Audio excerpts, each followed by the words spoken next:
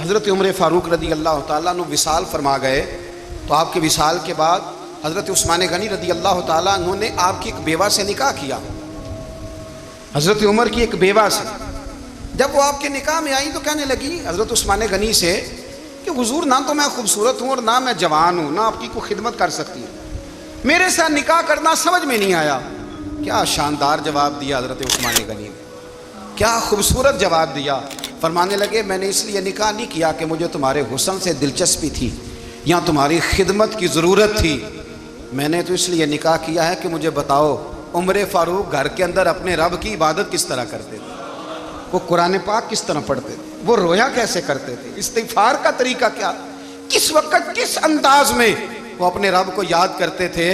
اس لیے کہ عمر کئی دفعہ گھر سے آتا تھا تو میں اس کے چہرے پر نور دیکھا کرتا تھا، میں روشنی دیکھتا تھا، ایک معیار دیکھتا تھا. نکاح اس لیے کیا ہے کہ مجھے عمر کی جو گھر کے اندر کی عبادت ہے اس سے آگاہ کرو، تاکہ عثمان غنی بھی چاہتے ہیں اس طرح کے عمل کرو جس طرح کہ عمر فاروق کر کے گئے ہیں.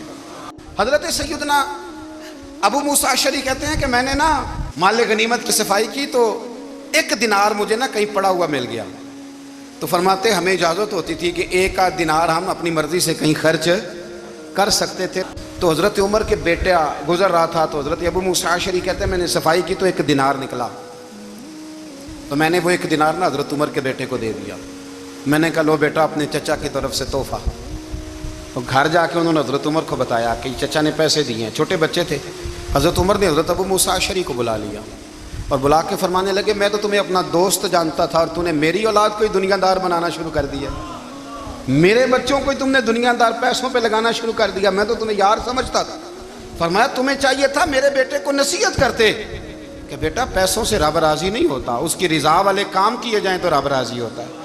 اور فرمایا تمہیں کوئی اور گھر نہیں ملا تھا تباہ کرنے کے لیے، میرا ہی گھر ملا تھا، اٹھاؤ اپنا دینار اور خبردار آج کے بعد میرے بچوں کے ساتھ یہ والی نیکی نہ کرنا.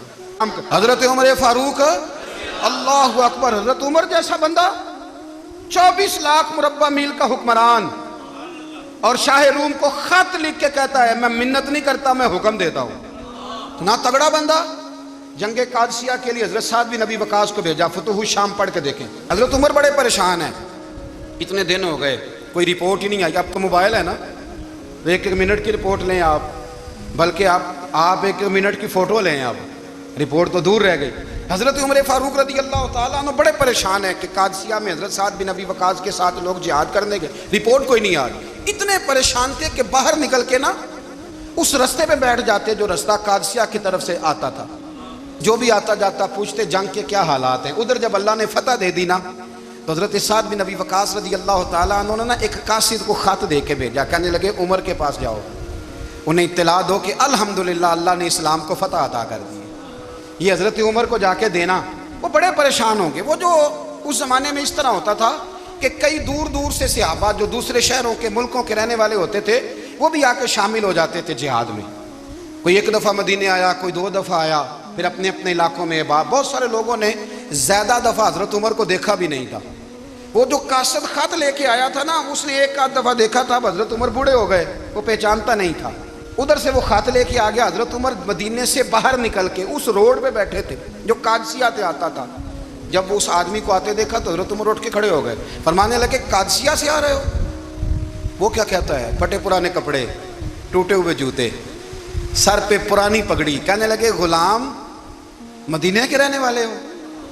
حضرت عمر کہنے لگے ہاں مدینے کا ہوں. کہا میں قادسیہ سے آیا ہوں، الحمدللہ اللہ نے اسلام کو فتح دے دی ہے، الحمدللہ کفر کی کمر ٹوٹ گئی ہے. اس نے یہ بات کر کے تو گھوڑے کو ایڑی لگائی، گھوڑا دوڑنے لگا مدینے کے. حضرت عمر بھی ساتھ ساتھ دوڑ رہے ہیں. فرمانے لگے اچھا بتاؤ خالد بن ولید کا کیا حال ہے؟ تھوڑا آگے جا کے فرمانے لگے اسامہ بن زید کیسے ہے؟ وہ کہتے ہیں ٹھیک ہے. پھر اس نے اور گھوڑا. عمر ساتھ ساتھ دوڑ رہے ہیں، ساتھ ساتھ. 24 لاکھ مربع میل کا حکمران، 1 جوتا پیر سے نکل گیا، عمر دوڑ رہے ہیں.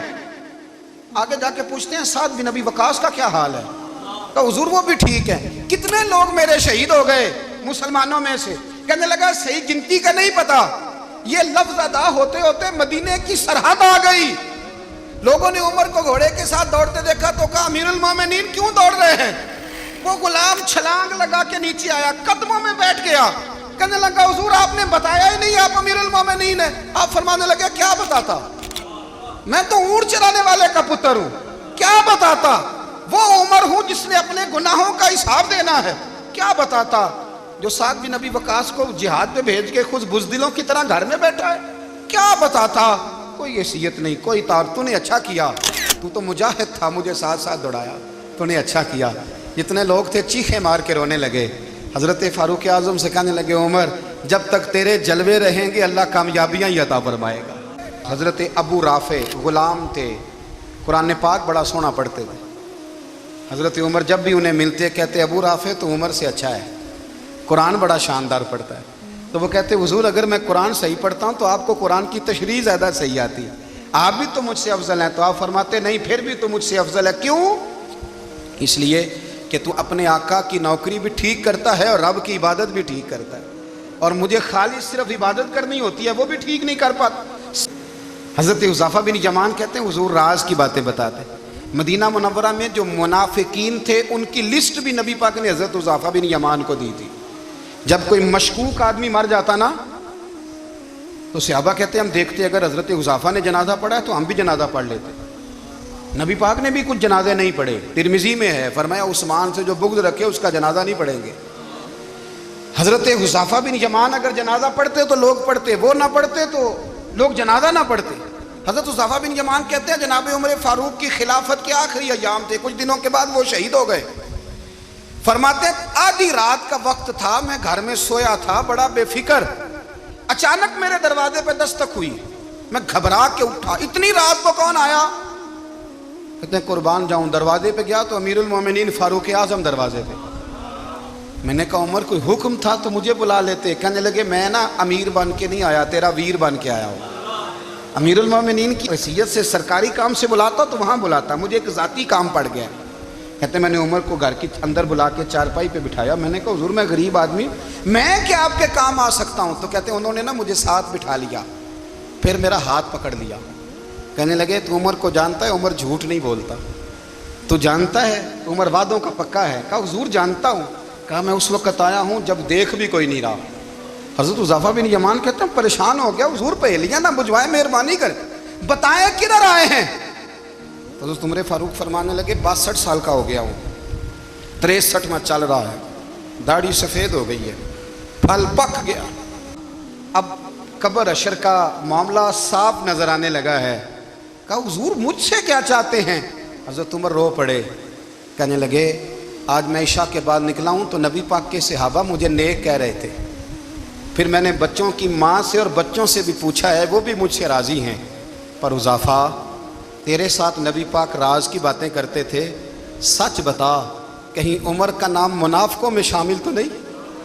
سچ بتا ان منافقین میں تو شامل نہیں، کہیں اوپر سے تو نہیں سارا کچھ؟ حضرت حذیفہ بن یمان کہتے ہیں میں باپ کے مرنے پہ اتنا نہیں رویا جتنا عمر کے سوال پہ رویا۔ میں قدموں میں بیٹھ گیا، میں نے کہا نہیں عمر یہ تو میں نے نہیں سنا، لیکن یہ میں نے نبی پاک سے ضرور سنا ہے کہ میرے بعد اگر کوئی نبی ہوتا تو عمر ابن خطاب ہوتا۔ یہ میں نے اپنے کانوں سے سنا ہے کہ عمر جس گلی سے گزرے شیطان راستہ بدل جاتا ہے۔ یہ میں نے اپنے کانوں سے سنا ہے کہ 950 سال حضرت جبریل جناب عمر کی شان بیان کریں تو پھر بھی بیان نہیں ہو سکتا۔ یہ میں نے ضرور سنا۔